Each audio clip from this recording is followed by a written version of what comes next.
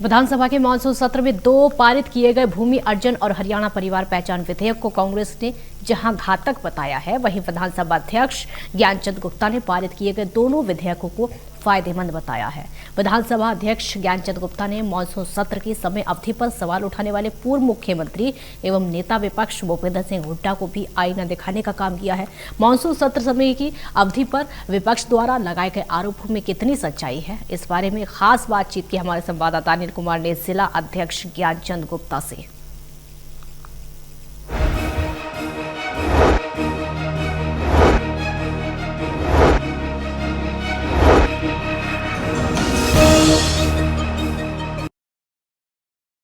कांग्रेस ने विधानसभा की मानसून सत्र की अवधि को लेकर सवाल उठाए हैं। इस समय मेरे साथ हैं हरियाणा विधानसभा अध्यक्ष ज्ञानचंद गुप्ता। इनसे जानते हैं कि कांग्रेस के आरोपों में कितना दम है। जी गुप्ता जी। देखिए अनिल जी, मैं समझता हूं कि कांग्रेस को अपने कार्यकाल के दौरान कैसे उन्होंने कार्य किया और समय बढ़ाने के लिए उन्होंने क्या क्या कार्य किए, कितना समय बढ़ाया, उसके बारे में भी लोगों को बताना चाहिए। मैं आपको छोटी सी कंपैरिजन बताता हूँ कि चौधरी भूपेंद्र सिंह हुड्डा 2005 से लेकर के 2014 तक मुख्यमंत्री रहे और उनके इस 10 साल के कार्यकाल में जिस प्रकार से सत्र होते रहे हैं, जो सत्र की अवधि रही है, उसके बारे में मैं बताऊंगा कि 2005 से लेकर के 2009 तक कुल 12 सेशन उन्होंने किए और 70 सिटिंग की। 12 सेशन किए, 70 सिटिंग की और 2009 से 2014 में वो जो 12 सेशन थे उसको कम करके 11 सेशन कर दिया और सिटिंग जो 70 थी वो कम करके 56 सिटिंग कर दी। अर्थात जो आज बात करते हैं कि समय बढ़ाने की, उन्होंने तो समय को कम किया, अपने आप ही कम किया। और हमने जो 2014 से 2019 तक हमने 15 सेशन किए और 84 सिटिंग की। अर्थात जो उनकी 56 सिटिंग लेकर के आए थे 2009 से 14 तक, उससे 1.5 गुना सिटिंग हमने इस 2014 से 2019 के अंदर की है। और अभी 2019 से 2021 तक लगभग 1.5 वर्ष का समय हुआ है। अब तक हम 6 सेशन कर चुके हैं और 31 सिटिंग कर चुके हैं। तो हमने समय बढ़ाने का काम किया है। हमने कहा है कि जो कमेटियों की रिपोर्ट है उसके ऊपर चर्चा होनी चाहिए।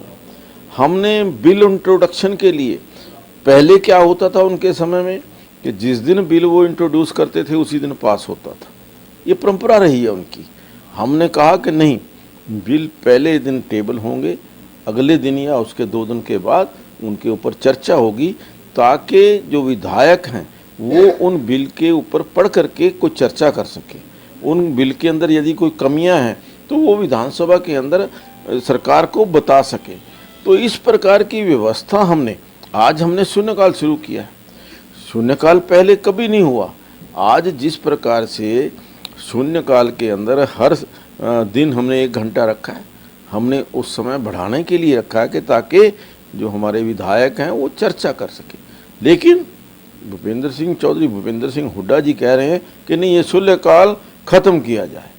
मैंने कहा कि हम जो विधायकों की राय के बाद ही हमने ये शून्यकाल शुरू किया है। तो मैं समझता हूँ कि कहते कुछ है, उनके पीछे करनी और कथनी में बहुत फर्क है। गुप्ता जी, विधानसभा के 3 दिन के सत्र में कितने अहम बिल पारित किए गए हैं और लोगों को उससे क्या फ़ायदा होने वाला है? देखिए, जहाँ तक सरकार द्वारा बिल पास करने की बात है, सरकार ने 11 बिल जो है वो इस सत्र के अंदर लेकर के आई और 11 के 11 बिल जो है वो इस बार पास हुए।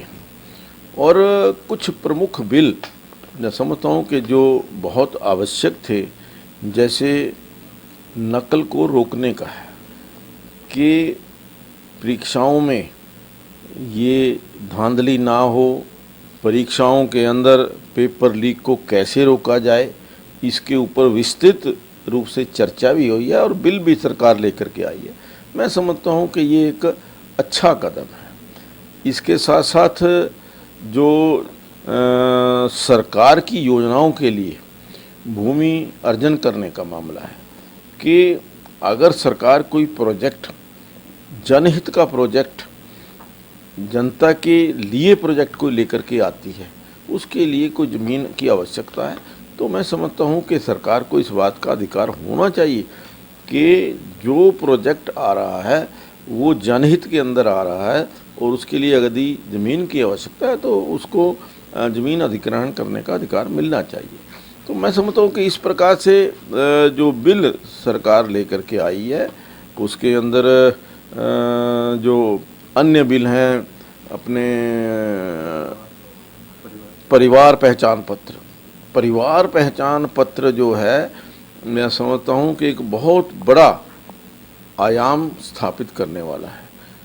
कहा गया कि परिवार पहचान पत्र से सीक्रेसी लीक हो जाएगी या हमारी निजता के ऊपर हमला होगा, ऐसा कुछ नहीं है। मैं समझता हूँ कि परिवार पहचान पत्र आने से, जैसे एक आई कार्ड होता है, हम दूसरे देशों के अंदर जाते हैं कि वहाँ के एक सोशल सिक्योरिटी कार्ड होता है, ये मुझे लगता है कि जो पहचान पत्र है ये राष्ट्रीय स्तर पर इसकी पहचान बनेगी और राष्ट्रीय स्तर पर भी इसको जो है लोग अपनाएंगे। गुप्ता जी, जिस तरह भी आपने बताया कि भूमि अर्जन बिल और परिवार पहचान पत्र जो है लोगों को इससे काफ़ी फ़ायदा होगा, लेकिन कांग्रेस इन दोनों बिलों को घातक बता रही है, क्या कारण है?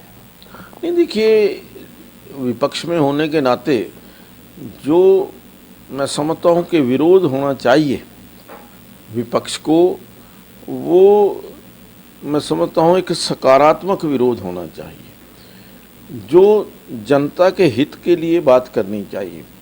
लेकिन क्या केवल प्रस्ताव सरकार लेकर के आ रही है, ये सरकार लेकर के आ रही है, उसका विरोध करना ही मैं समझता हूँ कि विरोधी पक्ष का काम है, उसके ऊपर उनको विचार करना चाहिए। और आज एक और बिल जो मैं समझता हूँ कि पंचकूला के लिए विशेष तौर पर पंचकूला प्राधिकरण का जो गठन किया गया है, वो बिल भी इस सत्र में पास हुआ है, तो मैं इसके लिए सरकार का धन्यवाद भी करना चाहता हूँ। ये थे मेरे साथ विधानसभा अध्यक्ष ज्ञानचंद गुप्ता। इन्होंने बताया कि इस सदन में 11 बिल पारित किए गए हैं, जहां कांग्रेस ने समय अवधि को लेकर आरोप लगाया कि सत्र की समय अवधि कम है। वहीं विधानसभा अध्यक्ष ने पूर्व मुख्यमंत्री भूपेंद्र सिंह हुड्डा को आईना दिखाने का भी काम किया। Anil Kumar, total news, Chandigarh.